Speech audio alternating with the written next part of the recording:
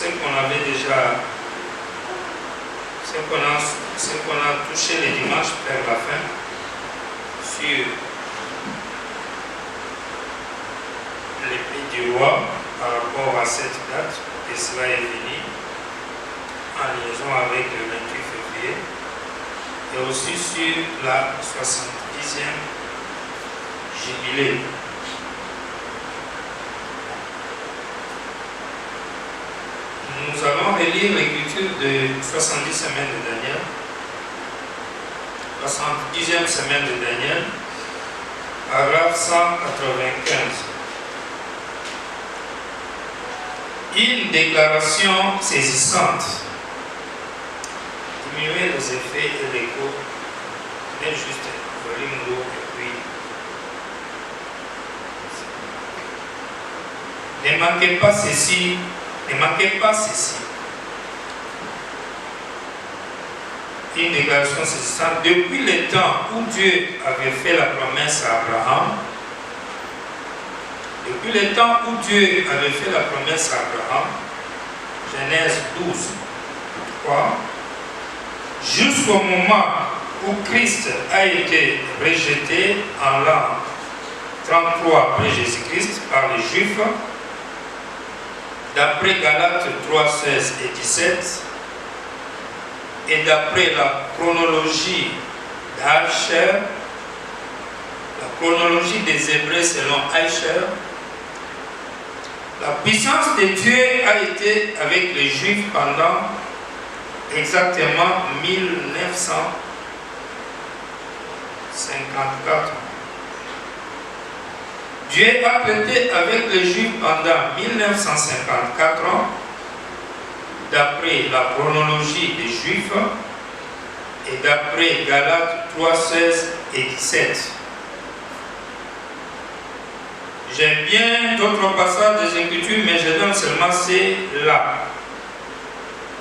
Ensuite, après qu'ils ont rejeté Christ, il s'est tourné vers les gentils pour y choisir un peuple qui porta son nom. Vous voulez un passage des Écritures là-dessus où ça se trouve? Actes 15, 14. Paragraphe 196. Maintenant, si on calcule les temps, on voit qu'il nous reste exactement 17 ans. Et il nous aura été alloué le même espace de temps au cours duquel Dieu traite avec nous dans la puissance du Saint-Esprit depuis l'an 33 après Jésus-Christ jusqu'en 1977. Le même espace de temps de 1954 ans, Dieu qui traite avec nous comme il a traité avec les Juifs. Voyez, qu'en dites-vous? Maintenant, notez dans notre carnet un petit passage des Écritures là. Je vais vous donner Lévitique 25. En commençant au verset 8. Dieu faisait sonner les jubilés tous les 49 ans. La 50e année, c'était les jubilés. Nous savons cela. Nous les comprenons. Depuis le premier jubilé de Lévitique 25, 8, en 1977, ça sera les 70e jubilé. Ce qui donne exactement 3430 ans. Jubilé, ça veut dire la montée, la délivrance. Oh, nous attendons la venue de ces glorieux jours du millénium où notre adorable Seigneur viendra chercher son épouse qu'il attend. Amen. Oh, la terre crie, soupire après ces jours de douce délivrance, où notre Sauveur reviendra sur la terre. Il prend encore 198. Avez-vous saisi ça? L'Assemblée dit Amen.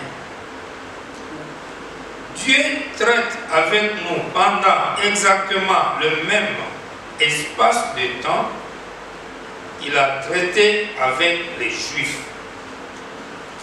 À partir du moment où il a fait la promesse à Abraham, jusqu'à ce que le Messie soit rejeté en 33 après Jésus-Christ, ça donne 1954 ans. Et maintenant, il nous reste 17 ans. On a eu environ 1930 et quelques. Il nous reste 17 ans jusqu'en 1977. Où sera le 70e jubilé depuis le début des jubilés. Et qu'est-ce que ça sera? Oh frère, suivez attentivement maintenant, ne manquez pas ça. Ça sera le jubilé du départ de l'épouse des nations. Amen. Et du retour de Christ vers les Juifs. Amen. Quand ils sortiront de l'esclavage. Amen. Amen. Voyez-vous cela? Amen. Ils sont venus du monde entier se rassembler là-bas pour ce jour-là. Oh là là, voyez-vous où nous en sommes? Amen. Nous ne savons pas à quel moment ça pourrait arriver. Nous sommes au temps de la fin. Amen. Amen. Et ajoutons même 213e paragraphe avant d'aller calquer ici. Il dit, et voici qu'il est montré, et puis j'ai prédit. Je n'ai jamais dit que c'est le Seigneur qui me l'avait dit. Mais ce matin-là, dans l'église, j'ai dit, à la ligne où vont les choses, au bout du mur, puis j'ai couru jusqu'à l'autre bout du mur, j'ai dit, à la ligne où vont les choses, j'ai prédit que le moment, je ne sais pas pourquoi, j'ai dit ça, mais j'ai prédit que tout ça, ça arrivera entre maintenant même 1933 et 1977. Amen. Et sans le savoir, Dieu connaît mon cœur, je nous le passais avant-hier. Et 1977, c'est le jubilé. Amen. Et qu'il sera écoulé exactement le même espace de temps et ce qu'il avait donné à Israël à la fin et tout. Alors nous sommes, et là, nous voilà à la fin de l'âge. La 70e semaine qui est sur le point de commencer. Nous ne savons pas à quel moment l'Église partira. Oh là là, qu'est-ce que nous pouvons faire, mes amis? Où en sommes-nous? 227. Maintenant, je ne voudrais pas que qui que ce soit reparte en ayant mal compris ceci. La bande était toujours en marche. Je ne voudrais pas que qui que ce soit comprenne mal cela. Ne comprenez donc pas mal maintenant et ne dites pas. Frère Branham m'a dit que Jésus viendra en 1977. Je n'ai jamais rien dit de pareil. Amen. Jésus peut venir aujourd'hui, mais je prédis qu'entre 33 et 77, quelque chose pourrait arriver. Que ces choses que j'ai vues arriver dans la vision pourraient se produire, et 5 entre elles sont déjà produites. Amen. Et je crois qu'avec les armes atomiques qu'on a maintenant, Amen. Amen. Nous allons faire une pause pour éclaircir tout ce qu'on vient de lire. Amen. D'abord, quand nous prenons Lévitique 25:8, on dit, tu compteras 7 sabbats d'année, 7 fois 7 années, et les jours de ces 7 sabbats d'année feront 49 ans. Abraham dit, cette parole a été donnée à Moïse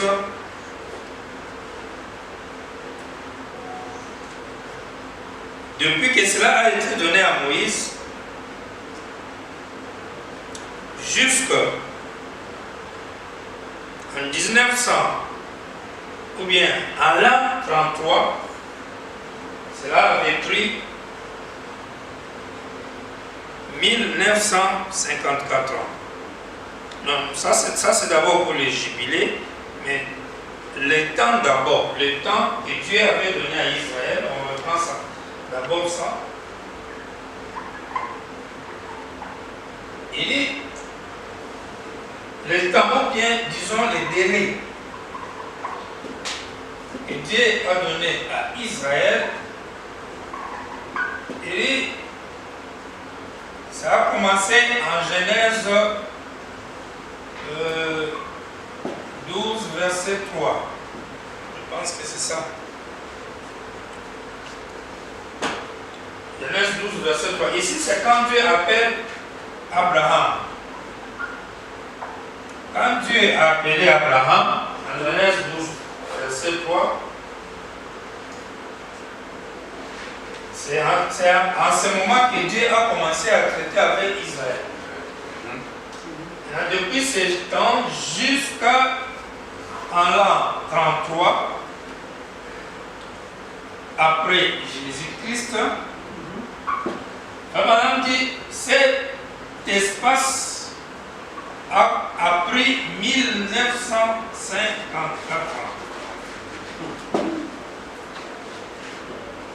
Et il nous rappelle que quand nous sommes arrivés ici, Israël a rejeté Jésus.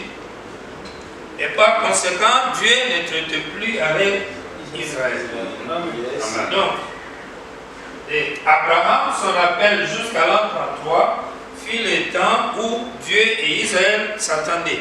Après ça, quand ils ont rejeté Jésus, ils ont dit que son sang retombe sur nous et sur nos enfants. C'est fini, Dieu ne traite plus avec eux. Mais la Bible dit cette même période du temps est la même qui nous est aussi réservée. Et je vous ai fait voir dans les calculs, si vous prenez 1954 ans qui finit en l'an 33, vous pouvez faire des calculs et vous trouverez, parce que depuis Adam jusqu'à Jésus, il est estimé que cela a vécu 4000 ans. Alors si on prend 4000 ans, on enlève dedans 1954, plus l'an 33, c'est-à-dire 4033 ans, moins 1954 ans, vous allez trouver que Abraham a été appelé vers les années 1900, je crois, 87. Soit, ça, on appelle ça, on fait les mois, c'est-à-dire avant Jésus-Christ, soit 2013 après Adam. Je ne sais pas si on se comprend. Aujourd'hui, on va faire des calculs. On aura beaucoup de calculs. Donc, depuis Adam jusqu'à Abraham, quand Dieu l'a appelé, cela avait déjà fait plus ou moins 2013 ans. Nous aimons l'équipe de mercredi pour que l'enseignement soit tranquille, qu'on ne soit pas agité avec les visiteurs. Parce que c'est le jour de vrais adorateurs. Et Frère Branham aime le soir pour l'adoration. Amen. Amen. Tous ceux qui travaillent et qui viennent à l'église après le travail, ils font un grand sacrifice et Dieu le bénit pour ça. Amen. Donc, 2013, depuis Adam jusqu'à Abraham, dans Genèse 12, 3. Et les dates de l'histoire ne sont pas des dates comme si ce sont des ainsi dit le Seigneur. Non. C'est toujours les approximatives. Amen. Vous avez une dizaine de mois ou une dizaine de... Aucun historien ne peut vous dire c'est ça, point barre. Non, non, non. Parce qu'après tout, tu n'étais pas là. Mais on se réfère à des signes, à des saisons et ainsi de suite. Donc, quand vous prenez, voilà le délai, 1954 ans. Maintenant, Frère Branham a dit quoi? Il dit, nous aussi, les gens des nations, d'abord quand vous arrivez ici, c'est là où la Bible dit, par Pierre et les autres, et Paul, que Dieu a cessé de travailler avec Israël et vous les Juifs, vous avez rejeté l'évangile. Nous nous sommes tournés vers les nations, parmi lesquelles Dieu va se choisir un peuple qui va porter son nom. Donc c'est à partir de l'an 33 que c'est langage que cela a commencé à être dit. Parce que Israël qui était l'arbre naturel de Dieu, de l'adoration et de la parole, devenait maintenant, donc c'était coupé. Dieu ne devait plus traiter avec eux parce qu'ils ont crucifié leur Messie. Maintenant, il faut dire, nous aussi, depuis l'an 33, Dieu nous a alloué la même durée. Soit de 1933, il dit jusqu'à 1977, Amen. Nous aussi nous aurons 1954 ans. Et si nous totalisons la même durée, Dieu a aussi fini avec nous. Amen. Et ce qui arrivera ici, ça sera l'enlèvement, le millénium, la fin du monde. C'est ce qui va arriver. C'est ça. Alors quand nous avons commencé à calculer le temps, nous avons trouvé que si nous prenons de l'an 33 pour avoir 1954 ans, il nous faudrait, par exemple, faites un peu le calcul avec moi, 2000 moins 33, ça va faire combien? 1967. 1967. 67. Parce que là, on est en 2000. Je veux dire, nous avons besoin d'avoir 1954 ans. À présent, on est en 2024. Quand Frère Branham parlait, nous étions en 1961. Et c'est là où il nous faisait voir qu'il nous reste encore 17 ans. Comme quoi, si on ajoute 17 ans sur 1961, on aura 1954. Donc, il nous faut faire ceci. Il nous faut prendre 1954 ans plus 33 ans. 1987. Ça fait combien? 1987.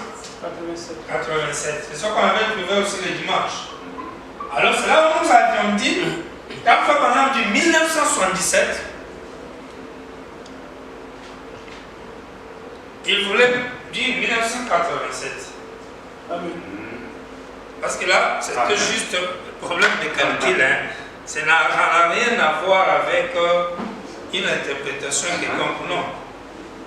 Donc, ce sont juste, comme on peut dire, abus de langage ou quelque chose comme cela. Sinon, parce que sa pensée est de nous faire comprendre le nombre d'années, 1954 ans. Et il nous a bien précisé que ça commence à se compter depuis l'an 33. Donc quand vous prenez l'an 33, ça ne demande pas révélation. Pour avoir 1954 ans de durée, ça tombe en 87. Mais dans ces dires, lui ne voit pas 1987. Chaque fois qu'il parle, vous allez voir quand on lit, lui voit toujours 1917. 1977. Maintenant, et c'est ce qui a fait que toutes les églises du message, tous les lecteurs du message, par curiosité ou par recherche des erreurs, ils ont fait de 1977 une date mystique par laquelle on peut soit noyer, humilier ou élever William Branham. Ça dépend de qui veut et qu'est-ce qu'il veut faire. Non seulement cette durée que nous venons de démontrer, mais maintenant nous ramène encore à une autre chose, à Moïse. Il dit Moïse a réussi dans Lévitique que nous venons de lire, 25, il a réussi l'ordre par Dieu où Dieu lui dit, tu compteras 7 sabbats d'année 7 fois cette année. Tu vas compter 7 sabbats 7 fois. Puis cela pendant cette année. Et il ajoute, et les jours de ces 7 sabbats d'année feront 49 ans. Regardez maintenant les calculs. Dieu dit, tu vas compter 7 sabbats. 7 sabbats, sabbat c'est en hébreu. On peut l'écrire en français pour que les amis ne se trompent pas. Exact. Ça veut dire semaine. Oui. Quand on dit 7 sabbats, ça veut dire 7 semaines. Tu vas compter 7 semaines et il dit, tu vas les multiplier par 7. n'est-ce pas? Amen. Tu compteras 7 sabbats d'année. C'est-à-dire tu vas prendre 7 semaines dans une année. Mettons ici, dans une année. Mettons année ici entre parenthèses. Maintenant, quand on vous dit 7 sabbats dans une année, ça veut dire 7 semaines, nous venons de le dire. Et cette semaine veut dire quoi? Cette semaine veut dire 7 jours multipliés par 7. Parce qu'une semaine égale à 7 jours. Est-ce qu'on est ensemble? Amen. C'est la mathématique, c'est Dieu qui a mis dans la vie, c'est pas nous. Donc, cette semaine, quand on te dit que tu prendras cette semaine, tu compteras 7 sabbats, 7 semaines d'année, 7 fois. Donc, tu prends 7 semaines, c'est-à-dire 7 sabbats, qui équivaut à 7 multiplié par 7, 7 jours multipliés par 7 semaines. Si tu veux avoir le nombre de jours, ça va te donner 49 jours, n'est-ce pas? Tu auras 49 jours. Et c'est pourquoi vous avez vu, quand il calculait les 7 sabbats ici, les 50e jour, après 49, c'est ce qu'on appelait,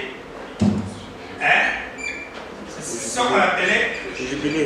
Jubilé, ou même Pentecôte, parce que Pentecôte veut dire 50.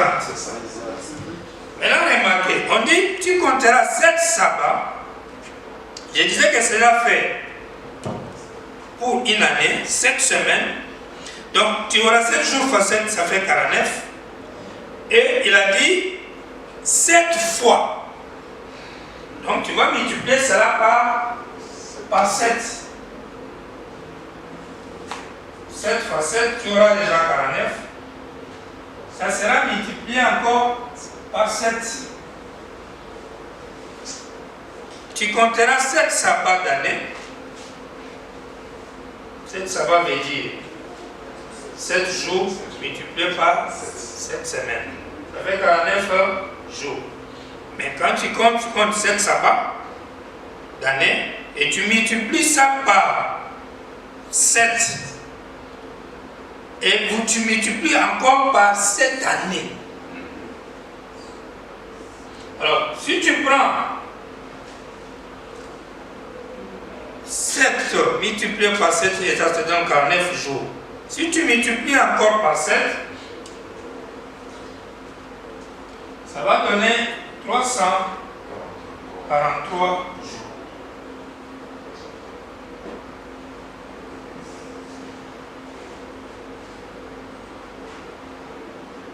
Ça va te donner 343 jours. Et puis, vous verrez dans la citation, on m'a parlé de 343 jours. Mais vous attendez, quand on va relire ça, il dit, et vous verrez que les 340 jours ici veut dire 49 semaines, hein, c'est dans les calculs, ça fait 49 semaines. Alors que dans une année, nous avons, je crois, 52. C'est ça, hein? Je ne me trompe pas. Donc, dans une année de jubilé, ça vous fera 49 semaines. Mais si nous retournons dans la logique de 1 jour à ajouter pour avoir 50, ce qui veut dire Pentecôte, donc, ça nous donnerait 350 jours dans une année qu'on va diviser par 7 pour avoir 50. C'est-à-dire qu'il faut prendre 50, le multiplier 7 fois dans une année. 50 veut dire jubilé. Et quand vous avez 50, cela veut dire que vous avez 7 sabbats fois 7. Exact. Ça vous avait donné 49. Vous faites plus 1.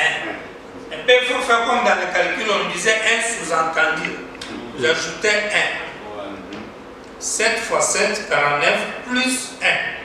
Plus 1, 7 fois 7 là veut dire, vous calculez 7 jours de la semaine. 7 jours de la semaine. Jusqu'à vous arriver, vous calculez 7 jours de la semaine 7 fois. Maintenant, quand ça vous donne 49, les jours suivants, les lendemains, vous organisez la fête de Pentecôte. Amen. Et le lendemain te donne 50e jour. Amen. Alors quand Dieu dit, tu compteras 7 sabbats d'année, 7 fois cette année, c'est-à-dire, pendant une année d'abord, tu auras 50 multiplié par 7. Et 50 multiplié par 7 te donne 350 jours. Quand tu multiplies 49 par 7, c'est lui qui te donne 343 jours. Les 1, 1, 1, 1 là, c'est ce qui manque ici pour faire 7, pour faire 350. Je crois qu'on a ça. Alors quand tu as 350 jours dans une année, ça manque combien pour faire l'année? Ça manque 10 jours. Parce qu'une année a 360 jours. Et là, on est dans les calculs des Juifs. Et non pas de 31, 29, 22, non. Et tous ces 30 jours.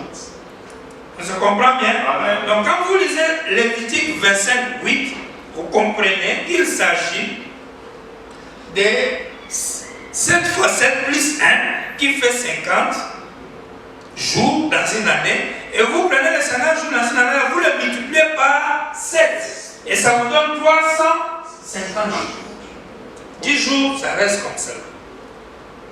Maintenant, la Bible dit, vous allez prendre maintenant les 350 jours là, dans une année là, multiplié par 7 ans.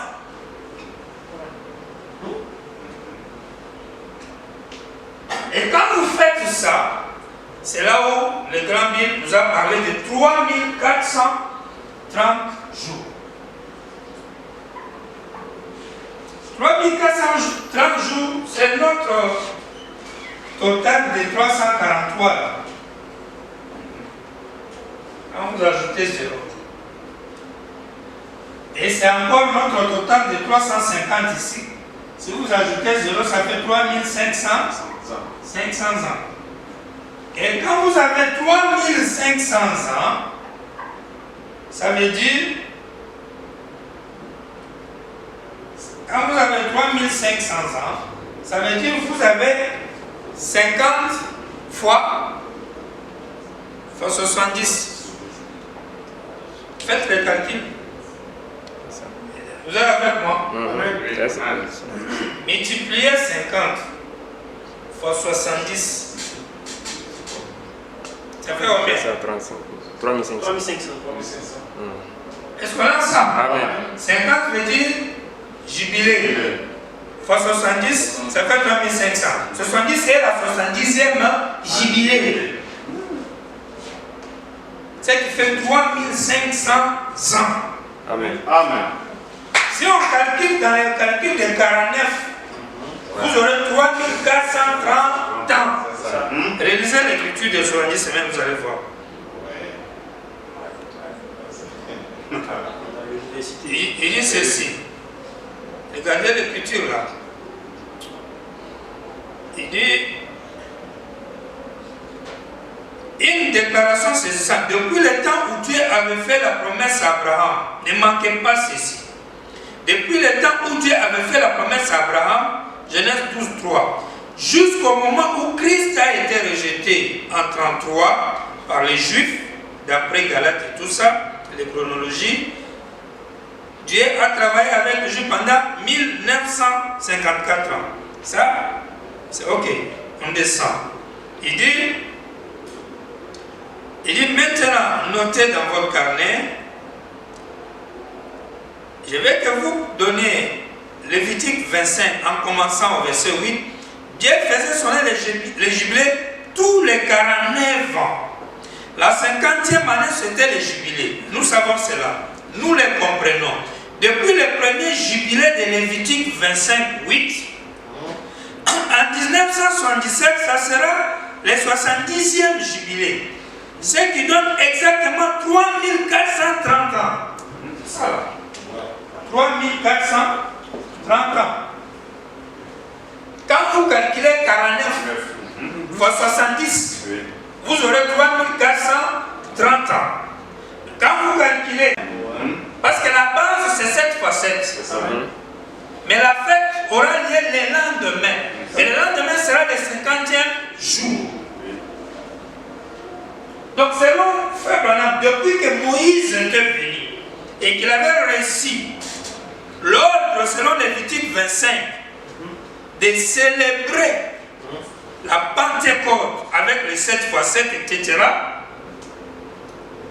jusqu'à ce que nous arriverons vers 1977, nous aurions totalisé 3500 ans qui équivaudrait à 50 fois 70. Et par conséquent, il n'y aura plus de délai. Parce que le calcul aura atteint son comble. Amen. Amen. Alors, quand on arrive à ce niveau-là, on cherche un peu, on essaie de chercher vite fait les années où Moïse était sur la terre. Vous avez remarqué qu'il y a plusieurs sources. Les amis de l'université de Lyon en France, je crois Jean Moulin, si je ne me trompe pas, selon eux, Moïse était sur la terre dans le 15e siècle, c'est-à-dire dans les années 1400. Dans les années 1400, 1300, quelque chose, il serait mort en 1292. Ça, c'est selon eux. 1292 avant Jésus-Christ.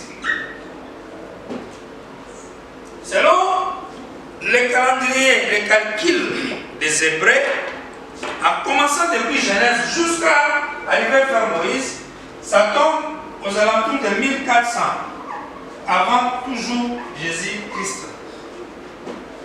Donc, alors, au lieu qu'on puisse faire le débat de qui dit vrai et qui ne dit pas vrai, nous nous disons, ok, nous comprenons tout simplement que c'est vers le 15e siècle que Moïse était venu sur la terre. Parce que quand vous prenez le calcul de Frère Branham, quand il dit qu'en 1977, nous aurions totalisé notre 70e jubilé, qui équivaut à 3500 ans, quand vous rentrez dans les calculs, vous trouverez que selon lui, Moïse serait réellement venu sur la terre vers les années, dans les 1500 quelque chose. Là où Moïse était sur la terre. Donc, c'est pourquoi je dis, nous prenons juste le 15e siècle. Alors, quand vous prenez le 15e siècle qui équivaut à 1500 ans, si on vous demande d'avoir 3500 ans, est-ce que vous feriez, vous devriez ajouter ici, si vous ajoutez ici 3500, d'abord ici vous êtes à 1500 ans avant Jésus-Christ. Donc, quand vous êtes à 1500 avant Jésus-Christ ici, cela veut dire que vous avez laissé derrière vous 2500 ans. Donc quand vous arrivez au temps de Jésus, vous aurez totalisé 1500. Si vous faites plus ce que nous on appelle chez nous 20e siècle. 20e siècle veut dire 2000 ans. C'est pas vrai? Vrai ou faux? Exact. Si vous prenez 2000 plus 1500 ans, vous aurez 3500. Ce qui veut dire l'an 2000, chez nous les gentils, c'est pourquoi le monde entier a dit c'est la fin. Amen. Amen. Et les Siciles même ont fabriqué des polos, ils ont écrit millénium. Amen. C'est comme ça que ça devait fonctionner. Maintenant, ça c'est quand vous prenez jusqu'à 2000. Parce que vous prenez 1500.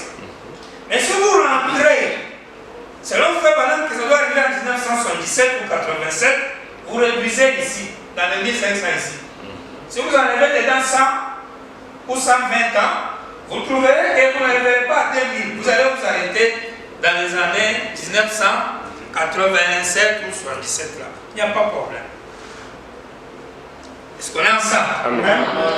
Amen. Amen. Donc l'an 2000 est l'avènement de 5 fois 70, 50 fois 70, soit 3500 ans. C'est ça qu'on appelle 70e jubilé. Et du coup, vous avez 1954 ans qui prend fin, vous avez 3500 ans qui prend fin. C'est pourquoi Apocalypse se dit, en ces jours-là, il n'y aura plus de délai. Parce que le délai a plus fin. Il n'y a plus de délai. Le délai veut dire un temps imparti pour quelque chose. Un temps que Dieu donnait pendant lequel il va exercer le salut. Il va sauver les gens. Et là, ça sera complètement terminé. Amen. Voilà ce qu'on devait préciser. Prenons maintenant les Écritures ici. Disons ici dans Marc de la Bête. J'ai dit le 13 mai 54. 33. Mais regardez. Considérons l'aspect historique. Les premiers 2000 ans, l'ordre du monde avait atteint un apogée.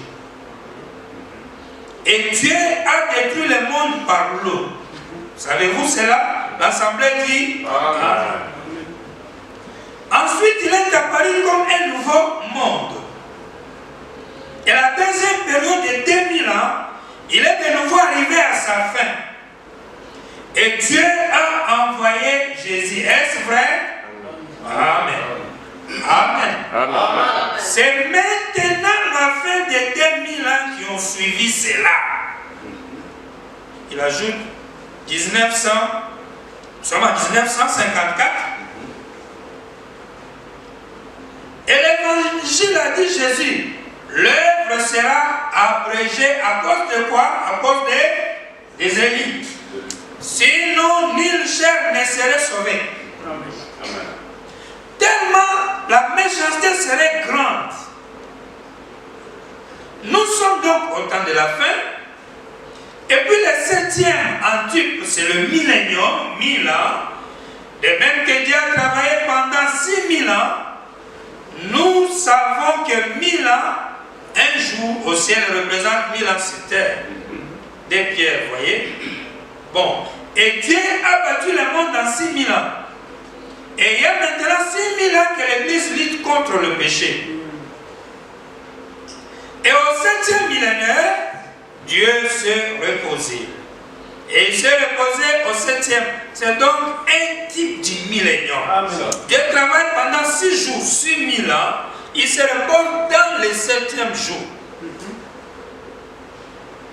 L'Église recherche sa place qu'elle avait perdue depuis Adam.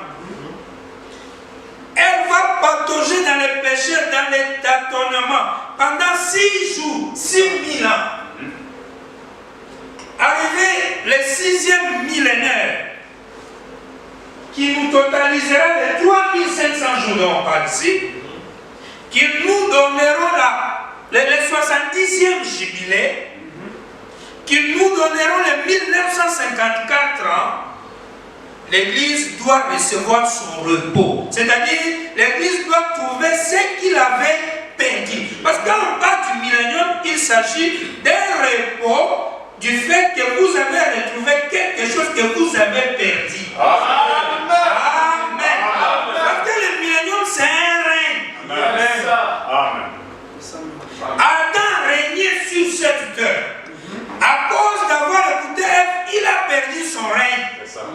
Et il a erré pendant 6000 ans. Et à la fin du 6e millénaire, il retrouve son règne. C'est ça qu'on appelle le millénaire. C'est ça qu'on appelle autrement la manifestation des fils de Dieu. C'est ça qu'on appelle autrement Adam restauré. C'est la même chose. Et quand vous entendez quelqu'un vous dire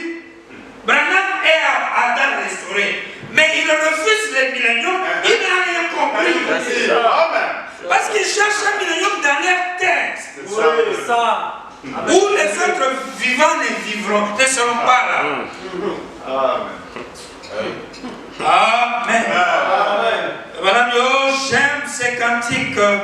La terre soupire et crie pour qu'elle vienne ce beau jour de délivrance. Quand Jésus reviendra sur cette terre, j'aime ça. Péché, tristesse, douleur et mort de ce monde, de ces ténèbres ne seront plus. Dans un glorieux règne de 1000 ans de paix avec Jésus. Donc, du coup, quelqu'un voit un monde où il s'agit. Avec Jésus dedans, régnant, etc. Alors qu'il s'agit de retrouver sa position et d'avoir un nouveau corps. Et que tu n'es plus malade, ni soumis au péché, ni soumis à quoi que ce soit. Mais cela est déjà à l'intérieur de toi. Le reste de la vie continue normalement. Amen. Et le sermon Jésus-Christ est la même hier, aujourd'hui, éternellement. Prêché à New York, mardi le 24 août 1954, à partir du paragraphe 3. Je vous assure, il n'est pas étonnant que Jésus ait dit, si l'œuvre n'était pas abrégée à cause des élus, aucune chair ne serait sauvée. Je crois que nous sommes près de quelque chose. Je ne suis pas de ceux qui essaient de prédire que Jésus va venir cette année ou l'année prochaine. Je ne sais pas quand il viendra. Et personne d'autre ne sait quand il viendra. Nous savons simplement ce qu'il a dit. Attendre. Quand nous verrions ces signes apparaître, alors nous devrions lever nos têtes. Notre rédemption serait proche. Et nous voyons ces choses maintenant. Amen. Donc on ne peut pas arriver même dans l'an 2000. Les jours doivent être abrégés en plein délai. Nous avons le délai de 1954 ans. Nous avons le délai de 70 jubilés, soit 3500 ans. Mais il faut abréger dedans. Si vous consommez le tout, personne ne sera sauvé. Ce qui veut dire, même quand Frère Branham nous dit, l'an 1977, c'est la fin de 1977, c'est la fin de la 70e semaine de Daniel. L'an 1977, c'est la fin, c'est le millénium, c'est l'enlèvement, c'est la fin du monde. Quand il dit toutes ces choses-là, ne soyez pas là restant avec les yeux bravés sur l'an 1977. Parce que ça n'arrivera pas à l'an 1977. Sinon, aucune chair ne serait sauvée. Doit être abrégée. Prenez le sermon, n'ayez pas peur. Prêché à Châteauga, jeudi le 9 juin 1960, à partir du paragraphe 51. Amen, merci Seigneur. Que Dieu me vienne en aide. J'ai 50 ans. Je n'en ai plus pour longtemps, vu mon âge. Si je prêche encore 20 ans, en effet, je ne crois pas que 20 ans s'écouleraient avant que Jésus vienne. Maintenant, permettez que je fasse bien asseoir cette chose ici. Permettez que je corrige cela ici. Je ne sais pas quand il viendra, mais à ce qu'il semble, ça ne peut plus durer. Ça ne peut plus durer. Il se peut que cela soit avant le matin. Il peut, écoutez, en parlant de la venue du Seigneur, il se peut que cela soit avant le matin. Il peut venir nous chercher ici même dans la minute ou les 2 minutes qui suivent. Je ne sais pas quand, écoutez la venue du Seigneur, je ne sais pas quand mon cœur ou le vôtre va s'arrêter. La venue du Seigneur d'une minute à une autre, entre moi et toi, je ne sais pas quand moi mon cœur va s'arrêter, et ni quand toi ton cœur va s'arrêter. Mais quand on parle de la venue du Seigneur, faites très attention. Amen. Parce que selon lui, il conçoit des formes de la vérité. C'est ça. Amen. La preuve, écoutez, il avance. Il dit,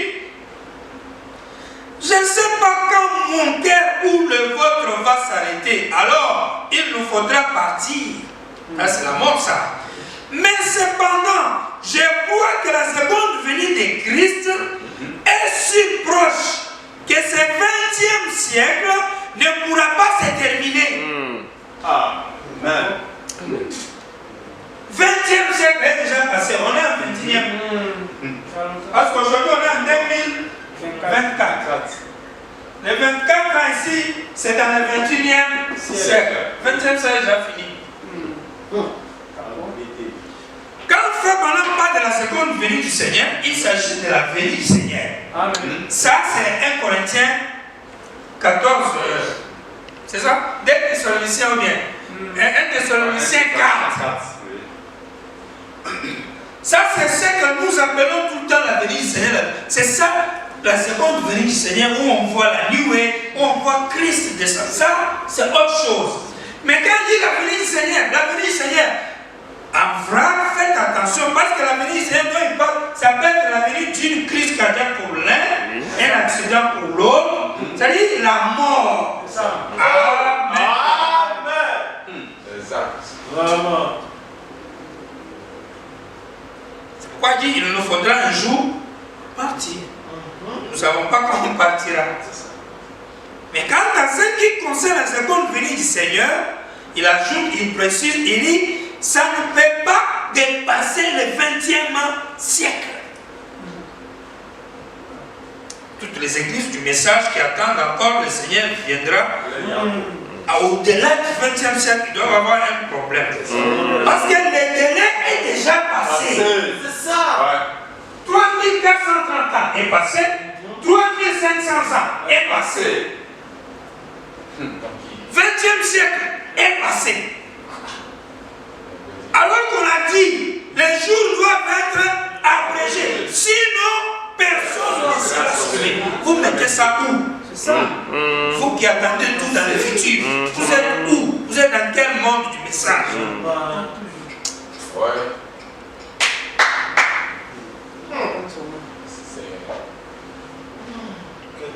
Et il reprend encore. Premier millénaire, Noé, l'arche. Deuxième millénaire, Christ est venu. Maintenant, c'est l'an 1960. Et j'abrégerai l'œuvre à cause de Zélie. Sinon, aucune chair ne sera sauvée. Vous y êtes. Ainsi, quand vous verrez ces choses commencer à arriver, levez vos têtes, car votre rédemption est proche.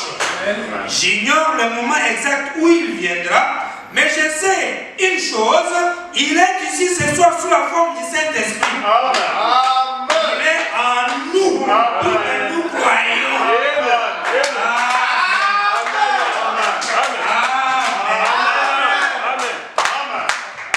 Si tu as vu la venue du Seigneur, tu es béni. Amen. Un vrai homme.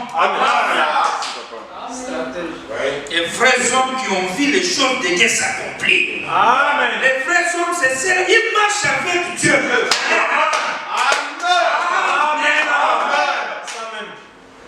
Prenez le livre, le sermon Apocalypse chapitre 4, deuxième partie. 1er janvier 61 dimanche. Partie du paragraphe 305. C'est pour la même raison, voyez-vous, que le monde a été en travail pendant 6 jours.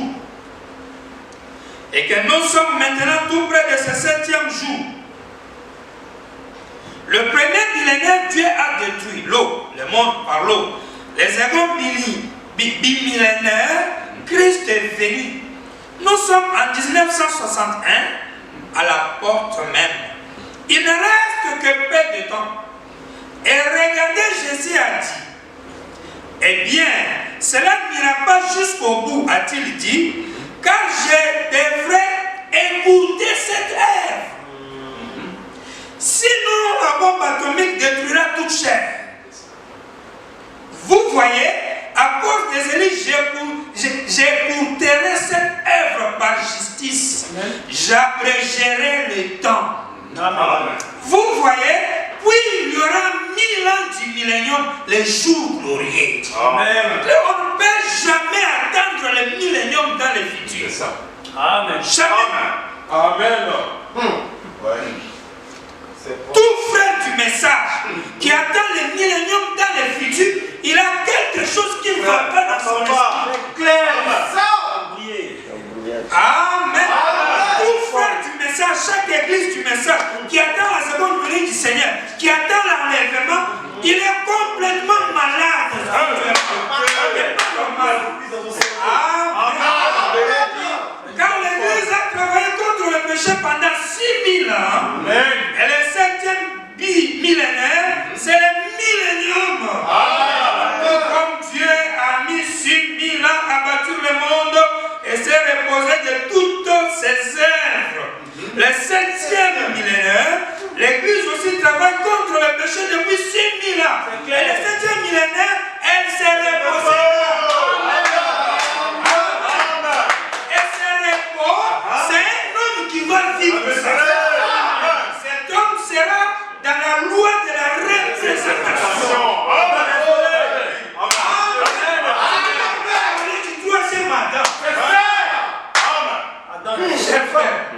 C'est la parole qui s'emporte toujours. Et le sermon, il y a ici un homme qui peut allumer la lumière. Prêché dimanche, le 29 décembre 1963, matin. Paragraphe 219. Amen. Écoutez, si le calendrier romain est juste, il nous reste 36 ans. Alors là. C'est compliqué. Tous les 2000 ans, le monde arrive à sa fin. Au bout des 2 premiers 1000 ans, il fut détruit par l'eau. 2000 ans plus tard, c'était la venue de Christ. Voici 1964 qui approche. Est-ce qu'on est le 29 décembre 63. Voici 1964 qui approche. Encore 36 ans. Or, d'après les calendriers astronomiques égyptiens, nous avons un retard de 17 ans. Il est de 17 ans plus avancé. Cela nous laisse 17 ans. Cela nous laisse 19 ans. Jésus a dit que l'œuvre serait abrégée à cause des élites. C'est-à-dire même en 64, s'il y a un temps qui reste, c'est 19 ans. Si on considère le vrai calendrier, c'est autre chose. Si on considère notre calendrier, c'est autre chose. Si on prend juste pour le romain, on est soit à 19 ou à 17 ans, mais dans ces 19 ans, il ajoute un élément. Jésus a dit, l'œuvre doit être abrégée. Il faut prendre 19 ans et le réduire encore. Comment pouvez-vous être en 24, 2024, tu as tant de choses à l'avenir. Et tu ne veux pas qu'on te dise que tu as un problème. Tu as un vrai problème. Et c'est eux qui ont beaucoup de gens écrits. Et ils disent aux gens, oh, fausse doctrine, fausse doctrine. Fausse doctrine, les brochures là, c'est les brochures de chez nous. C'est ça, vous les lisez comment? C'est la question même. Mes chers frères, et vous qui croyez déjà à la chose, ça doit vous donner une assurance extrême. Amen. Amen. Vous devenez des gens décomplexés. Amen. Amen. Amen. En tout cas. Ce n'est pas des gens qui tâtonnent, qui ont honte ou bien qui réfléchissent si c'est vrai ou non. Non.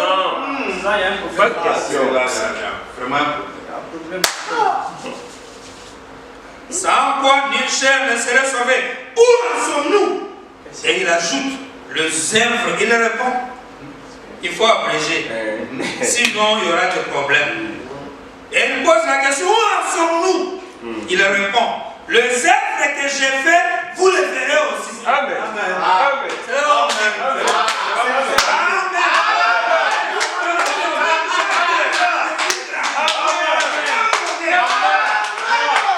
Amen. La chose était déjà là. C'est là que nous en sommes. Amen.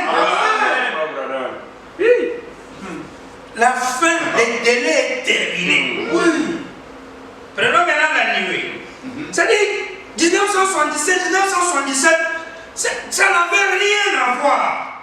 Au contraire, notre vrai temps qui a tout mal février. Voilà. 28 février, c'est la date la plus grande, Amen. à part le 6 avril. C'est ça. Amen. Amen. Amen. Le 28 février est venu confirmer le 6 avril. Oui. Voilà.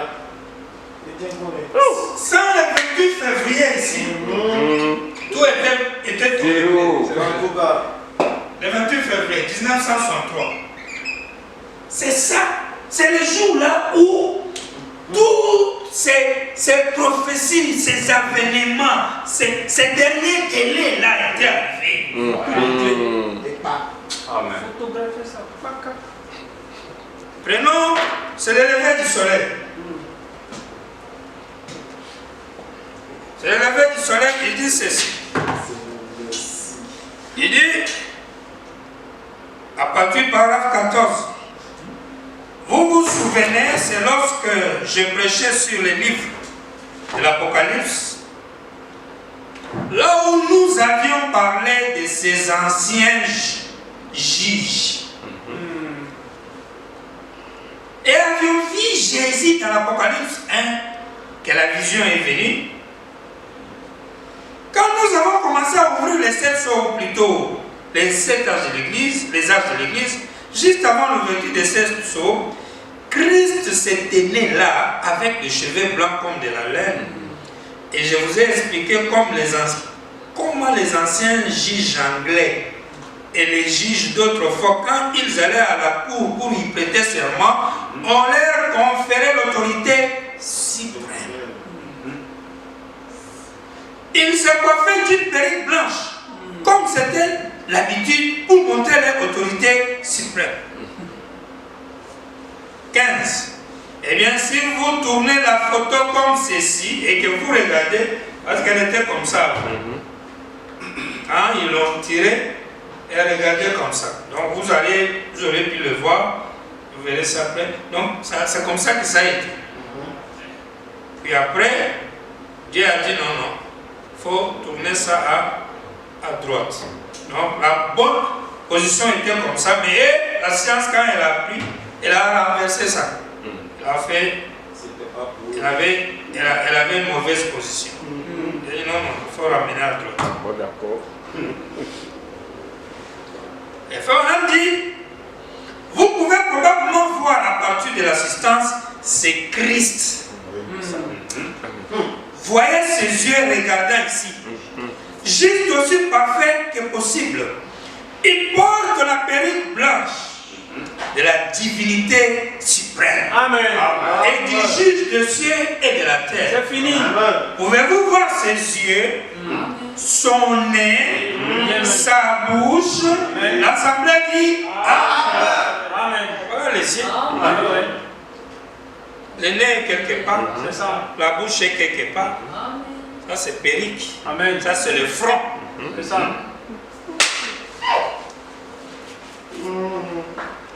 Tournez simplement la photo comme ceci, partant de la position dans laquelle ils l'ont présenté.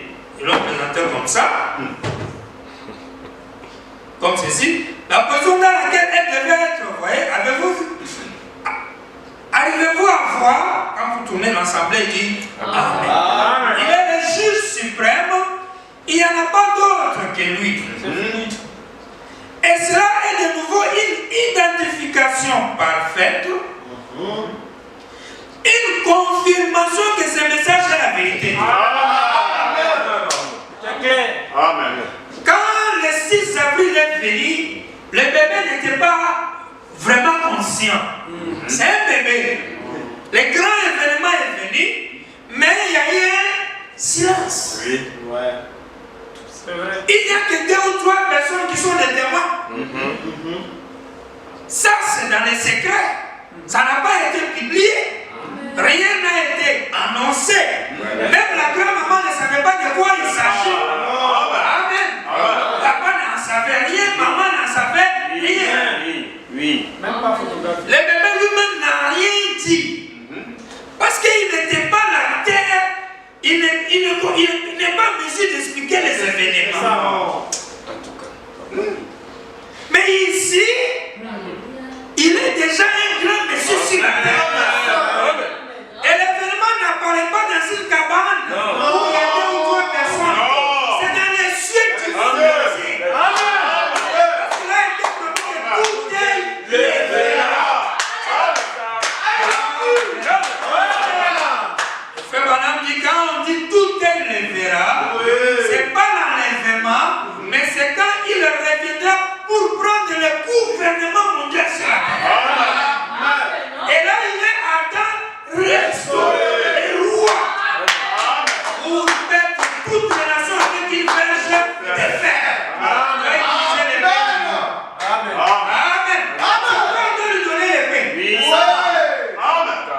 C'est juste. Amen. Il continue. Il dit, ceci est la vérité. C'est la vérité. Et cela fait de lui non pas une troisième personne, hein, mais l'unique personne. 308. Il est celui qui a ouvert ses sceaux. C'est lui qui a ouvert les sceaux, celui qui est dedans. Il est ses sceaux. Amen. Car toute la parole de Dieu est Christ. Amen. Et Christ est les sceaux qui ont été ouverts. Qu'est-ce alors l'ouverture des sceaux? C'est la révélation de Christ. Amen. Et les sept anges même qui représentaient les sept églises bien au complet, et nous ne pouvions même pas voir cela. Les autres ont vu, ils en ont pris la photo, pas nous. Et les voilà se tenant là, le juge suprême, montrant qu'il est l'alpha et l'oméga, le commencement et la fin. Quelle identification! C'est la puissance vivifiante qui a fait cela. Amen. Amen. Amen. Prenez, essayez de rendre un service à Dieu sans que ce soit la volonté de Dieu. Toujours sur la nuée. 77e paragraphe. Amen. Pendant que cela s'élevait, je ne savais pas. Les observateurs et tout, jusqu'au Mexique, photographiez cela. C'est pourquoi je vous ai dit, faites attention à vous, les frères du message, qui font des débats pour la date. Amen. Rappelez-vous que la date du 28 février, c'est pas un truc, je ne sais pas qu'on doit fabriquer. C'est une date qui est reconnue par l'appareil qui a pris la photo. Ils étaient nombreux, ceux qui ont pris la photo. Oui. Même au Mexique. Les magazines là, il fallait publier la photo prise pendant que cela s'élevait. Et beaucoup d'entre vous, voilà les magazines là, il fallait la photo de cela. Voici une chose mystérieuse dont les gens disent qu'ils ne savent pas d'où c'est venu. Elle est trop haute. Elle est au-dessus de toutes les sphères, et toute autre chose pour être... elle est trop haute pour que ça soit de la prime. Parce qu'elle a 48 km de haut et 43 de large. Après que cela atteint cette altitude-là, à cette hauteur-là, il n'y a même pas d'humidité. Ni rien là-haut. Vous voyez? C'est-à-dire vous quittez ici, vous allez vers Bonoa. Vous dépassez, je pense que vous dépassez Bonoa là. Vous allez quelque part au milieu là-bas. Calculez un peu un lieu où vous êtes non loin de 50 km. C'est ça. Je suis habillé, je suis habillé. Vous voyez un peu ça là? Il dit, c'est ici dans les magazines Science, où ils ne comprennent pas, ils ne savent pas ce que c'est. Atkinson à l'université, un de mes amis y est allé l'autre jour, et il en a parlé aux gens. Ceci disait, nous ne comprenons pas ce qui.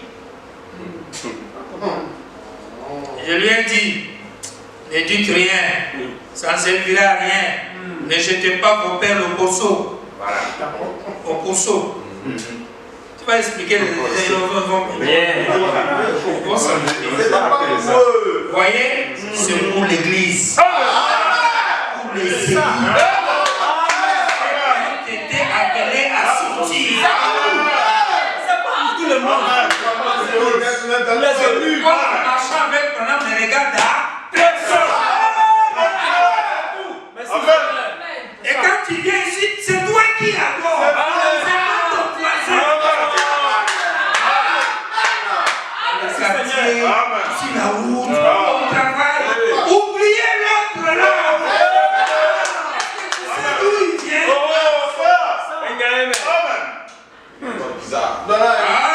Amen. Et puis chacun venait en disant, Frère Branham, je vois votre portrait ici. Lui il dit c'est Jésus.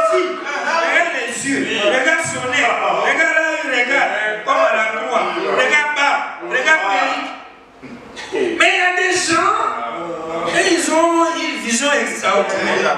Il a dit, frère Branham, cette affaire-là, ça te ressemble.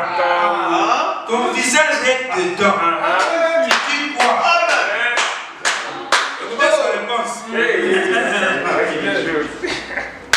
Il dit, je vois votre portrait ici. Je vois ceci, j'ai... Et lui répond, vous en savez quelque chose.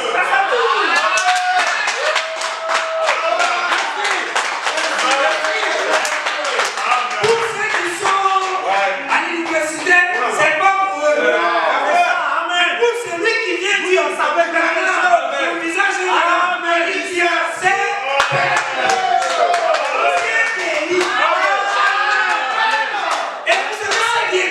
Lui dit c'est Jésus. Les gens là lui disent c'est toi. Il a dit non.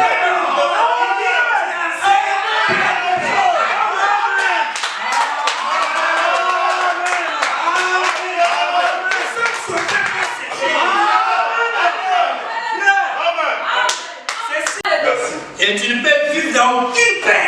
La Bible dit le croyant là ne vit pas dans la paix. Il n'a pas peur de mauvaises nouvelles. Parce que Dieu est son rocher.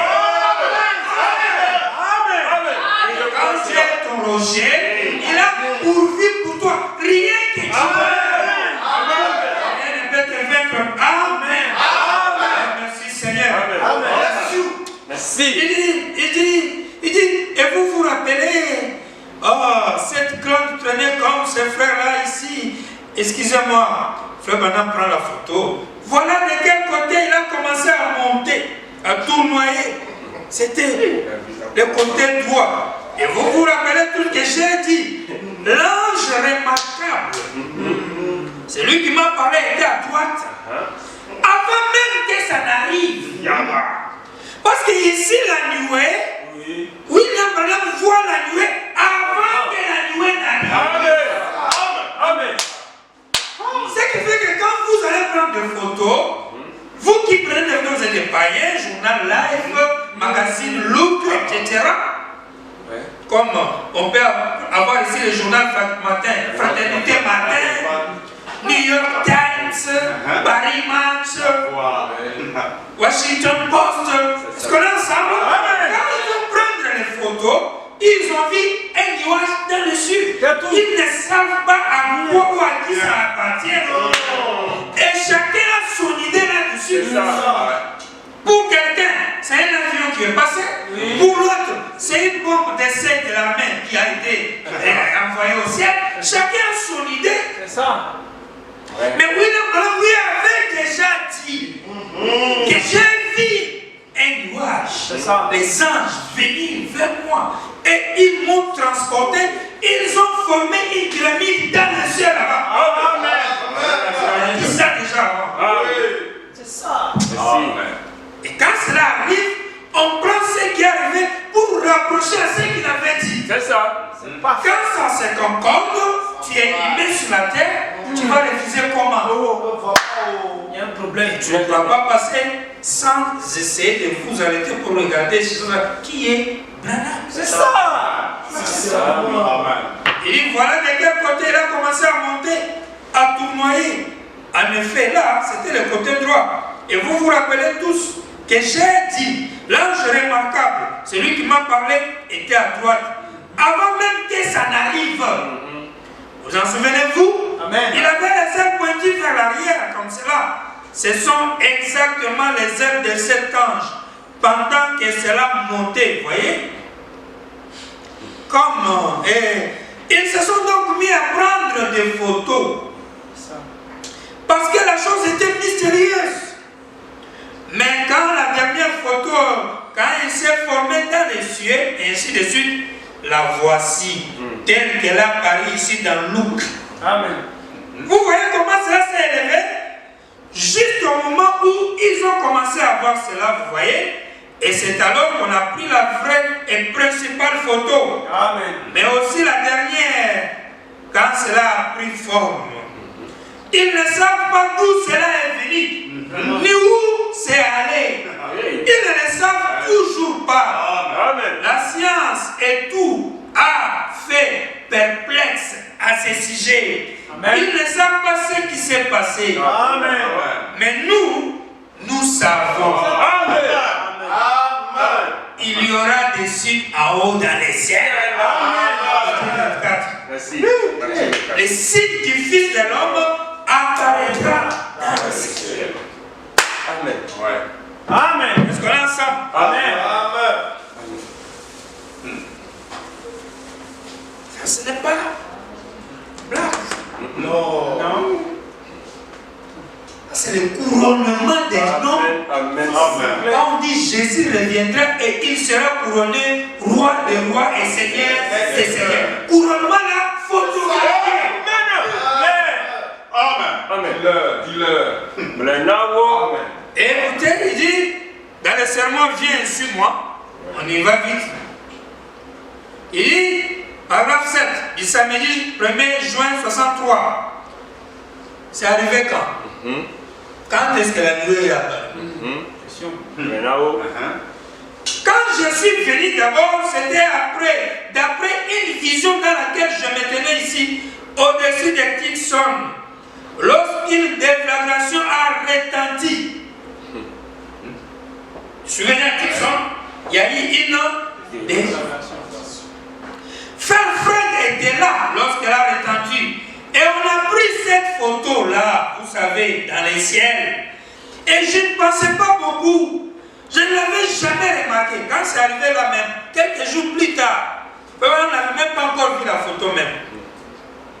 Il ne sait même pas que ça a été photographié. Il dit, je ne l'avais jamais remarqué. Puis l'autre jour, cela a commencé à m'impressionner. D'une certaine façon. Et frère Norman, le père de Norman ici m'a parlé disant, avez-vous remarqué ceci? Et aussitôt que j'ai regardé, là même se trouvaient ces anges, tout aussi visibles que possible. Ils étaient là même, sur cette photo, voyez-vous.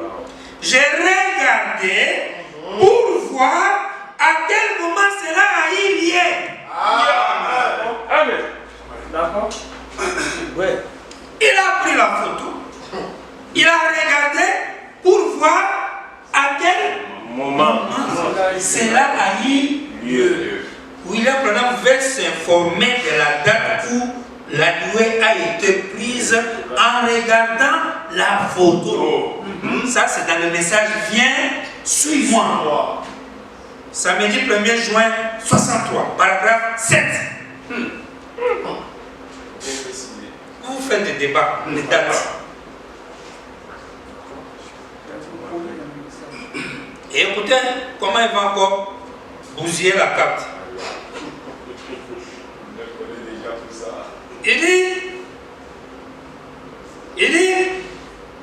j'ai regardé pour voir à quel moment cela a eu lieu.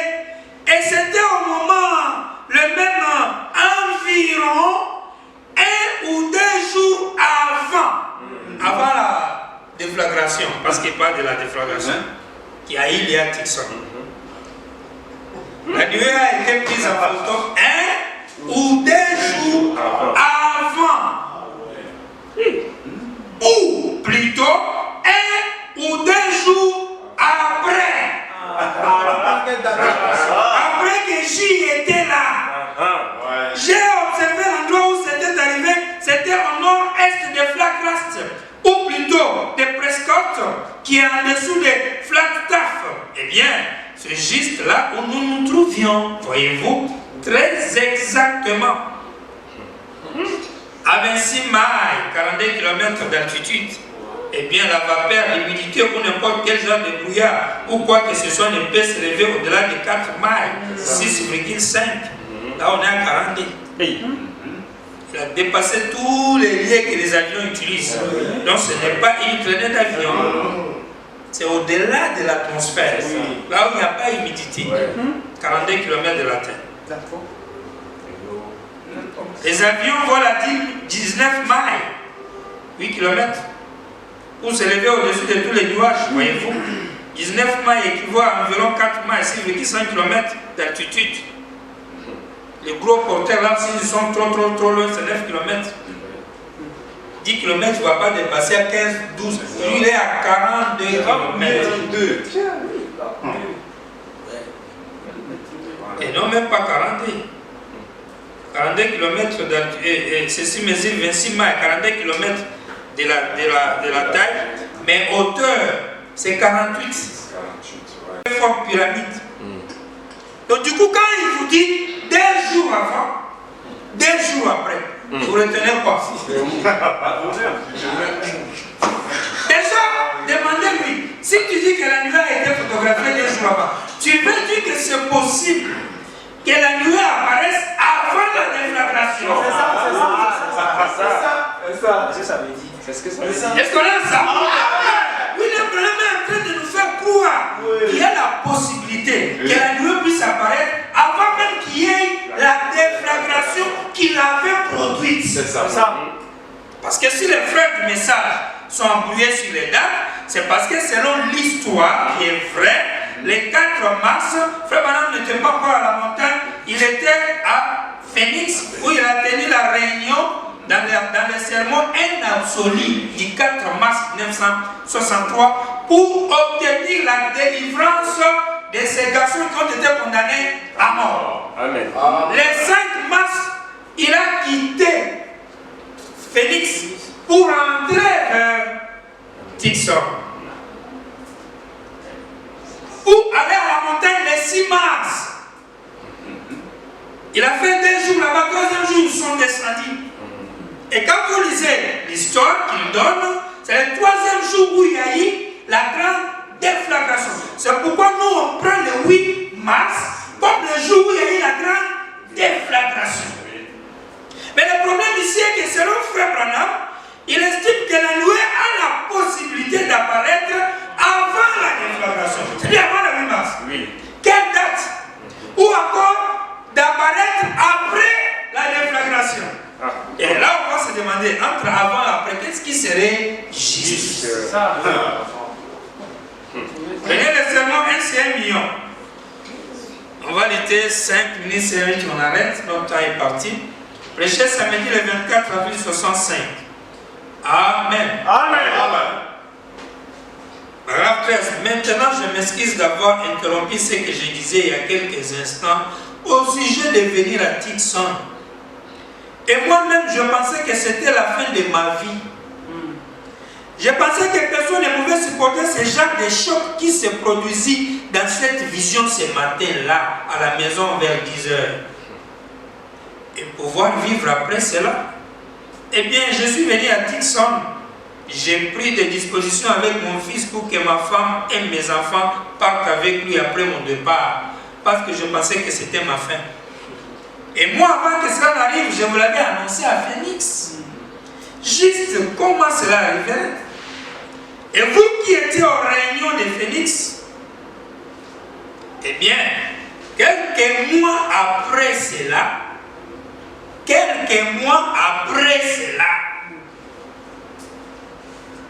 je vous ai annoncé ce qui arriverait.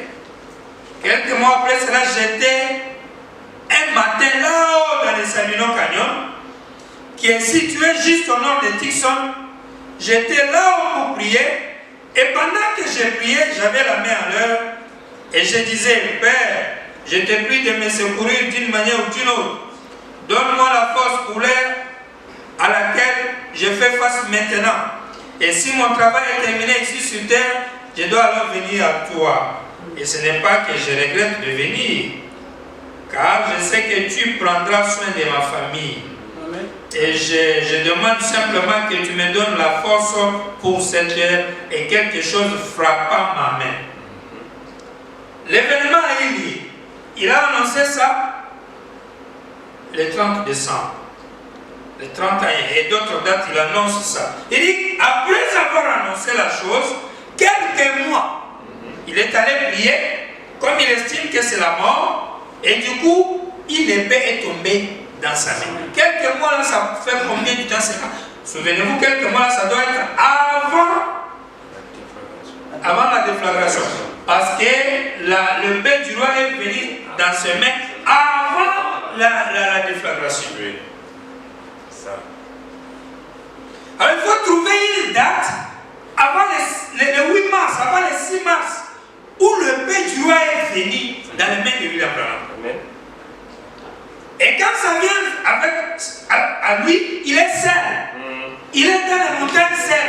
Il ne fait pas la chasse aux écureuils.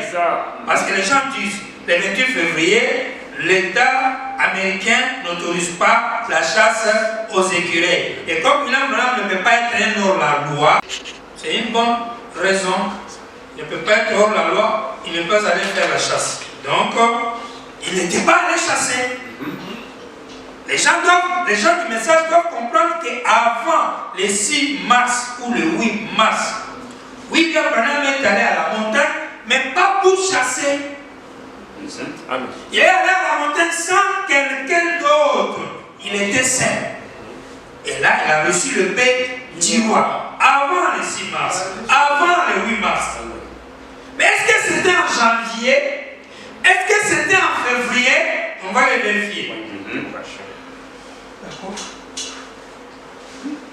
Après avoir prié ainsi, quelque chose est tombé dans ma main. 15. Maintenant, vous qui suivez par la radio, ce que je dis peut vous paraître étrange, mais c'est la vérité et Dieu est mon juge. Amen. J'ai regardé dans ma main, il y avait une épée qui avait un fourneau autour du manche. Et le manche lui-même était de perles et il semblait avoir comme une sorte de protection en or. Et la lame elle-même ressemblait plutôt à quelque chose de brillant, à quelque chose comme du chrome ou quelque chose qui étincelait au soleil. Maintenant c'était vers 10h, 11h du matin, là au sommet d'une montagne. Vous pouvez vous imaginer comment se sentirait quelqu'un se tenant là. Et je sais que je suis dans mon bon sens, à des kilomètres et des kilomètres de gens, avec une épée dans sa main, sortie des néants. Je l'ai senti, l'a pris et en agité la lame devant et derrière. Et certes, c'était l'épée. Amen. Pas un songe, pas une vision. J'ai regardé tout autour, j'ai dit, eh bien, maintenant comment est-ce possible? Voici, je me tiens ici même, et il n'y a personne dans les alentours, c'est des kilomètres. Et des kilomètres, mais d'où est-elle venue? J'ai dit, eh bien, je suppose peut-être que c'est le Seigneur qui me fait savoir que c'est la fin de ma vie. Et une voix me parla et dit, ceci est le paix du Seigneur. Amen. Et je pensais, eh bien, une épée, alors c'est comme celle d'un roi pour armer chevalier. Vous savez comment on avait l'habitude de le faire en Angleterre et à différents endroits. Je pensais, voilà à quoi elle sert. À armer chevalier. Il avait la chose toujours ailleurs. Et j'ai pensé, eh bien peut-être que je suis censé imposer les mains aux gens. Quel rapport entre les pieds? J'avais toutes sortes d'esprits, même peut-être toi mouillé, vous savez, vous ne savez pas. Nos pensées sont limitées, les siennes sont infinies. Et c'est comme j'étais, alors elle quitta ma main. Et je ne sais où elle est partie. Elle a disparu tout simplement. Et bien si quelqu'un n'a pas la moindre compréhension des choses spirituelles, il s'affolerait comme cela. Il se tiendrait là, se demandant ce qui est arrivé. Et il dit, la vision ne signifie pas la fin de ta vie. Elle concerne ton ministère. Amen. Cette paix est la parole. Amen. Les sept sceaux seront ouverts. Alors que Christ est la parole. C'est ça. Christ est les sceaux. Amen. Christ est celui qui ouvre ses sceaux et il est ses sceaux. Maintenant ici on lui dit, l'épée là c'est ton ministère, c'est la parole, c'est l'ouverture de cette sceaux. Alors que c'est une épée de Dieu, mais qu'on lui a donné Louis. Mais toi tu es Christ. Amen. Au nom de quoi toi tu vas prendre l'épée? On va pas mourir. Paragraphe 21. Ensuite, 2 semaines plus tard, après l'événement de l'épée, ensuite 2 semaines plus tard, ou plutôt 2 mois plus tard, j'étais là sur la montagne avec un groupe d'amis. Lorsque précise que le pain du roi est arrivé avant la grande déflagration. Et là, c'est 2 semaines plus tard ou 2 mois plus tard. Vous allez prendre le temps. Dans l'autre brochure, là, c'est 2 jours avant ou 2 jours après.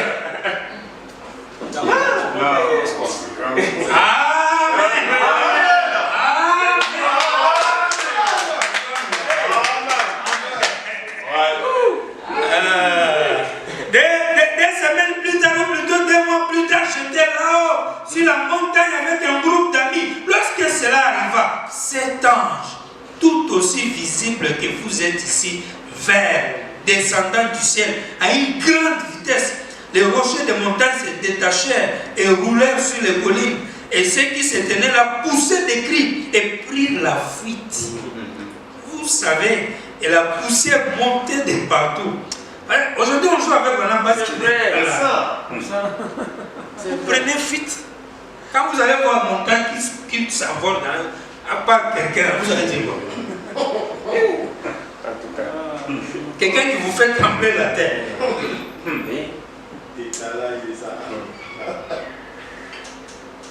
La poussière montait partout. Et quand cela y est, il dit, retourne chez toi maintenant. Il arrivera que chaque ange de ces sceaux sera, un de chaque ange sera un de ces 7 sceaux. Les sceaux, c'est Christ. Christ ouvre et ainsi de suite. Donc, prenez maintenant ici. Quand vous prenez 2 semaines, si vous prenez 2 semaines plus tard, 2 semaines, vous terminez par là, 2 semaines avant. Si on prend 2 semaines avant, cela veut dire vers le 20 février. Parce qu'il était à la montagne, nous avons dit depuis le 6 mars. 6 mars 1963. Il est déjà à la montagne. Le premier jour, ils se sont posés, ils ont mis leur truc du feu. Je ne sais pas s'ils sont arrivés le 5 nuit ou carrément le 6 matin. Ils ont posé leurs bagages et tout ça. Ils ont fait chasse. Premier jour, pour être les 7. Sotman n'a rien. Et il était découragé. Je pense que Frère Branham, lui, c'était bon. Mais Sotman n'a rien, il avait besoin de travail. Le Frère Branham lui a dit, demain, on va continuer. Tu vas attraper. Mais lui ne croyait plus qu'il allait attraper. Mais au moins le matin, l'ange du Seigneur est venu dans le camp, ils ont causé, il y a eu les serments, tout ça. Le jour suivant, 2e jour, c'est qui tombe vers le 8, lui maintenant est allé seul pour trouver un gibier pour son enfant.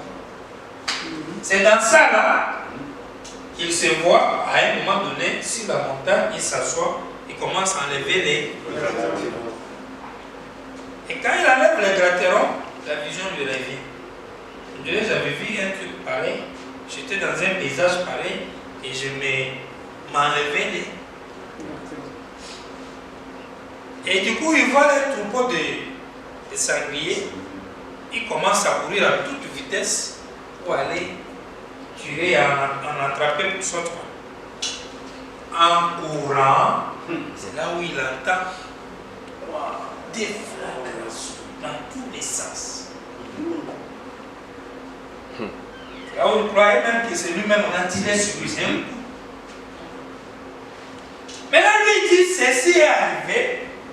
S'il dit 2 semaines avant, quand vous prenez le 8 mars, si vous rentrez en allée 2 semaines avant, vous aurez quoi? Le 28 février, d'abord, ça fait 6 jours, non? C'est pas ça? Oui. Le 27 sera 7 jours. Donc 2 semaines avant, 14. Donc vous allez vous retrouver vers le 20.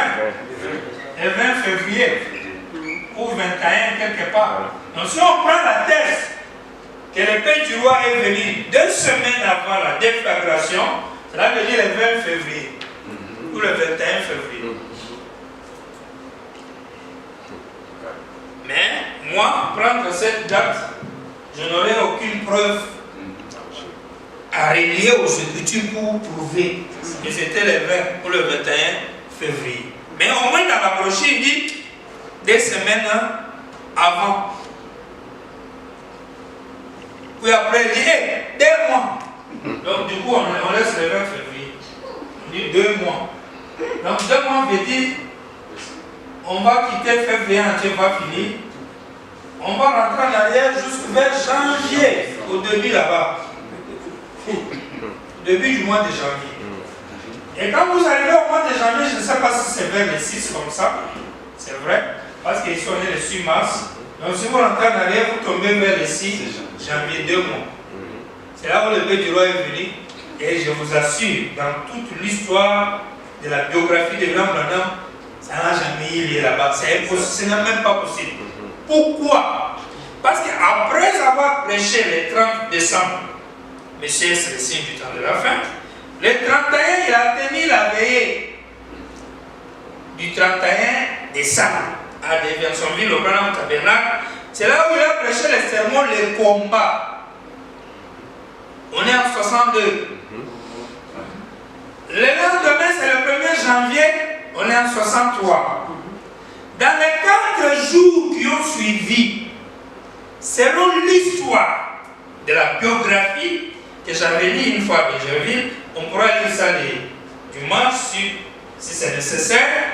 Frère Branham a quitté Jeffersonville, le Branham Tabernacle à Kentucky, où il habitait vers le 5 janvier, avec toute la famille, en route vers Dixon, une distance de près plus de 3000 km. Au volant.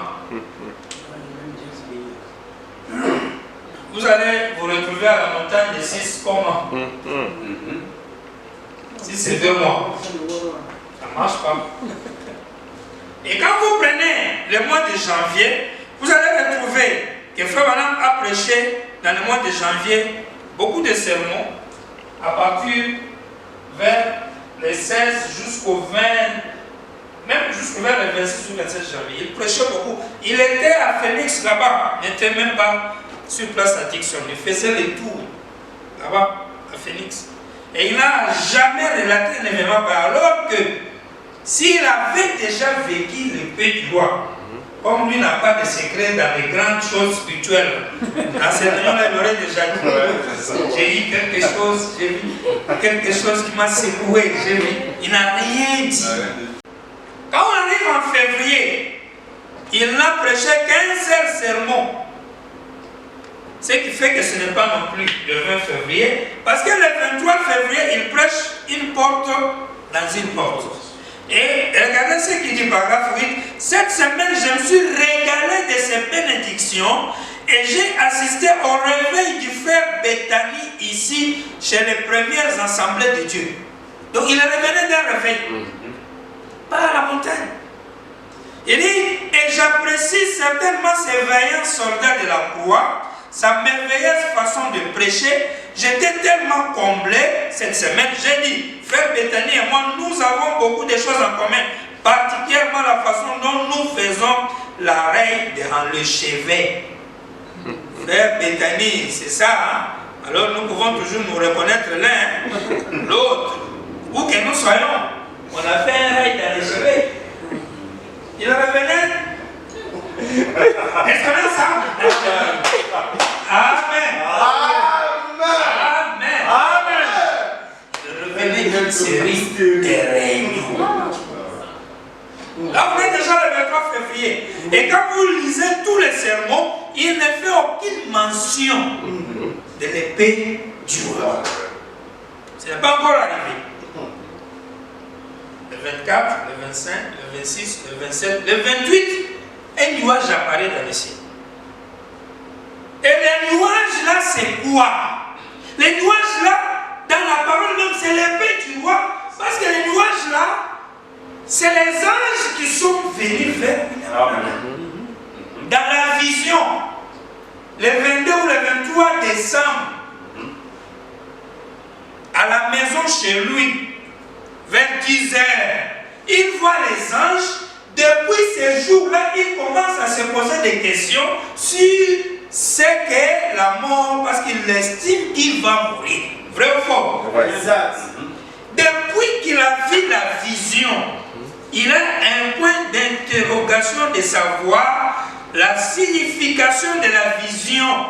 Pour lui, c'est un rapport au fait qu'il va mourir. Le jour où il reçoit l'épée du roi dans sa main, il est parti prier pour demander à Dieu la signification de la vision de cet ange. Quand Dieu vient répondre pour lui dire ce que signifient les anges qu'il a vus, la nuée qui a été photographiée le 28 février, quand Dieu vient lui répondre, il lui donne l'épée du roi. Amen. Est-ce qu'on a ça? Amen. Est-ce que vous me suivez? C'est-à-dire que l'épée du roi, avec les 7 anges, c'est la même chose. Amen. Amen. C'est-à-dire, vous voyez la photo ici, on peut l'appeler autrement la photo de l'épée du roi. Alléluia. C'est ça. C'est vrai. Le calcul est simple, hein? Je ne sais pas si vous me suivez. Amen. Amen. Est-ce que ça marche? Amen. Je vois les anges. Ça me tourmente. Je vais à Dieu. Seigneur, je vis les anges. Si j'ai compris, je vais mourir. C'est ce que ça veut dire. Maintenant, Dieu vient me répondre pour me dire ce que signifie les anges que je vis et la grande délivrance. Mais ce n'est pas la mort. Mais c'est ton ministère. Et il prend le pays du roi, il met dans ma main. En d'autres termes, j'ai maintenant la définition, la signification de la vision. Ce n'est pas la mort, mais c'est mon ministère. Le pays du roi est remis entre mes mains. Amen. Christ sera révélé. Amen. Amen. Et on dit qui a révélé les choses. Parce qu'on prend l'épée, on lui donne lui. C'est-à-dire qu'on prend la parole, on lui donne lui. Amen. Et quand il prend l'épée, la parole, il dit l'épée s'ajustait à sa vie, à sa main. Et il dit sa main, là, c'est la main de la foi. Parce que s'il n'y a pas une main pour tenir une épée, ça ne fait absolument rien. Amen. C'est là où nous avons dit dimanche, souvenez-vous que la foi représente la matrice de la femme. C'est la cœur, c'est les chants, c'est l'amour. Amen. Amen. L'épée, c'est la parole, c'est la semence, c'est les germes. Donc quand vous prenez l'épée plus la foi, vous allez faire la fécondation. Et pour le faire, il faut respecter la saison de Dieu. Amen. Amen. Parce que Dieu agit selon les saisons. C'est pourquoi il faut choisir une date. Voilà. Ou quand vous prenez l'épée du roi, plus la matrice, le mâle et la femelle, que ça puisse correspondre à la nature. Ouais. Amen. Est-ce qu'on est ensemble? C'est tout. 28 février. Oui. Dieu ne peut même pas dire, qu'est-ce que tu es en train de raconter? Parce qu'il m'attaque, je dis, ce qui est vrai, la nuée veut dire l'épée du roi. Maintenant, si je dis que l'épée du roi était tombée, était venue le 28 février, quelle erreur j'ai commise? Nada. C'est lui-même qui l'a dit. Et s'il m'attaque, pourquoi tu parles du 28 février? D'abord, 28 est un bon chiffre, c'est un bon cycle, c'est dans les Abraham, avec Sarah, Amen. avec Elohim. Amen. Et c'était des types. Alléluia. Et quand vous enseignez avec les types, vous ne pourriez jamais vous tromper. Amen. Merci Seigneur. Est-ce que ça marche, ma frère? Où est l'erreur? Nada. Si je me dis, mais la tête, je dis toi-même, tu as dit, tu as regardé la photo pour savoir le moment où ça a été prise. Moi aussi, vous avez regardé la photo pour faire comme toi. Et le photographe dit, c'est le 28 février. C'est clair. Je fais comment avec vous? Est-ce que ça marche? Amen. Dernière écriture, dans le 7e psaume, paragraphe 284. Dans les Sabinon Canyon, ce matin-là, pendant que je me tenais là, j'avais les mains en l'air. Le vent avait fait tomber mon vieux chapeau noir. Pendant que je me tenais là, les mains en l'air, en train de prier, j'ai dit, Seigneur Dieu, qu'est-ce que ceci veut dire? Je n'arrive pas à comprendre, Seigneur. Que dois-je faire? Si c'est le moment pour moi de rentrer à la maison, permets que je parte ici. Ici, ils ne me trouveront jamais. Je ne veux pas que personne passe son temps à pleurer. Je m'en vais. Je veux que ma famille pense que je suis simplement allé faire une randonnée. C'est tout. Et ils ne me trouveront plus. Cache-moi quelque part si je dois partir. Eh bien que je m'en aille. Peut-être qu'un jour Joseph trouvera ma Bible ici et que lui, il s'en sert, vous voyez. Si je pars, alors que je pars du Seigneur, j'avais les mains levées et tout à coup, quelque chose est tombé dans ma main. Je ne sais pas, je ne saurais les dire. Vous comprenez, non? Il est parti pour se plaindre à cause de la nuit, de la déflagration. La réponse, l'épée vient.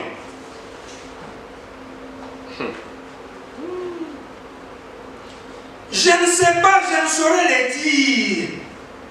Est-ce que je me suis endormi? Je ne sais pas. Est-ce que je suis entré en transe? Je ne sais pas. Est-ce que c'était une vision? Je ne saurais vous le dire. Tout ce que je peux dire, c'est que lorsque c'est exactement la même chose que pour ces anges. Amen. Amen. Le Père du roi est venu, même chose que les anges. Amen. Quand les anges sont venus, on les a photographiés. Et le photographe dit, c'est le 28 février. Ce n'était pas une vision. Les 7 anges, ce n'était pas une vision, c'est pas son. Il n'est pas en transe, c'est dans les normales. Et le Père du roi est venu dans les normales. Parce que dans la nuée ici, ça c'est le juge. Et un juge là, il a un marteau. C'est ça. Et le Père du roi, c'est le marteau qui juge. Ça, c'est le roi. Et le roi là, doit avoir une épée. C'est pourquoi on appelle ça l'épée du roi. La nuée et l'épée du roi, c'est le même épée. Amen. Et c'est pas une date. Mais sa date, c'est le 28 février. Et c'était caché. Ouais. Personne ne pouvait voir ça. C'est vrai. Qui allait voir? Pas, il n'a pas dit. On ne trouverait aucune écriture où il dit 28 février. Rien. Mais j'ai pris la photo pour voir la date. Pour connaître le moment. C'est arrivé 2 jours avant. Non, c'est arrivé 2 jours après. Oui, c'est arrivé 2 mois avant. Non, c'est arrivé 2 mois après. Non, c'est arrivé 2 semaines avant. Tout on lui a laissé mystère. Alors que les photographes avaient dit quelque chose. Et là, les gens sont restés dans la... Parce que la parole doit toujours être un mystère. C'est ça. Amen. Toujours être un mystère. Amen. Amen. Et ça crée des tendances et des embrouillements. Et là, les élus se sentent heureux. C'est ça. Il faut que Dieu, parce que la gloire de Dieu, c'est de cacher les choses. Et la gloire des rois, c'est de sonder les choses. Amen. Amen. Nous, on est là pour sonder les choses. C'est ça. Amen. Dieu, lui, est là pour cacher les choses. C'est ça. C'est tombé dans ma main. J'ai regardé une épée, la manche était de l'encre. C'était très joli. Et la garde tout autour était dorée. La lame semblait être comme chrome en argent, mais très brillant. Et elle était tellement tranchante, taillée au biseau. Et je pensais, c'est joli comme tout. Elle s'adaptait vraiment bien à ma main. Et je me suis dit, mais c'est vraiment joli. Et j'ai toujours eu peur des choses d'épée et tout ça. Amen. Amen. Le 28 février, 70e jubilé. C'est la totalité de 3500 ans qui équivaut à 50 fois 70. C'est la totalité de 1954 ans, le jour abrégé.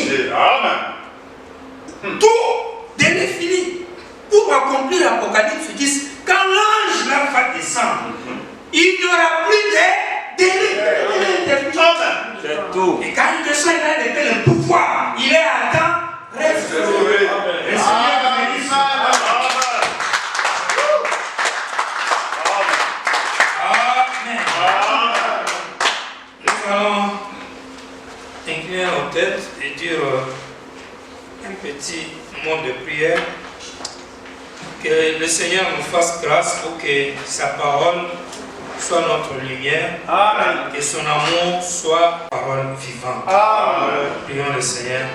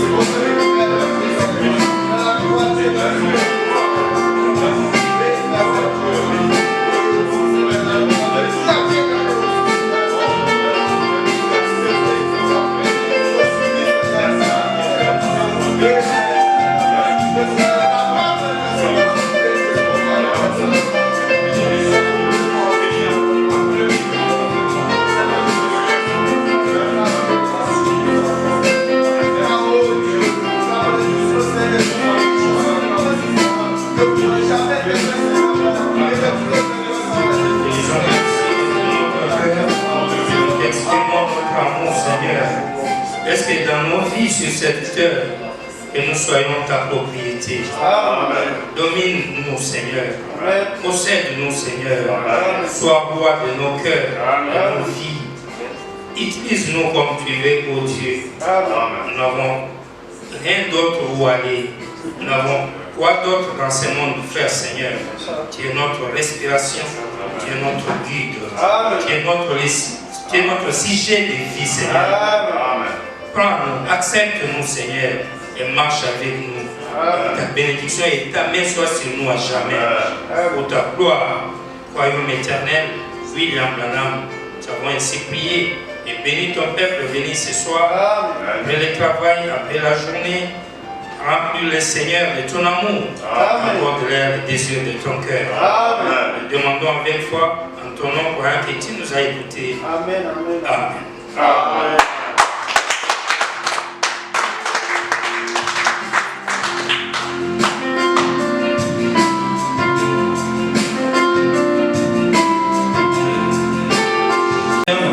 Nous allons nous retrouver le dimanche. Et demain, nous serons ici pour les émissions et entretiens quand il y en a.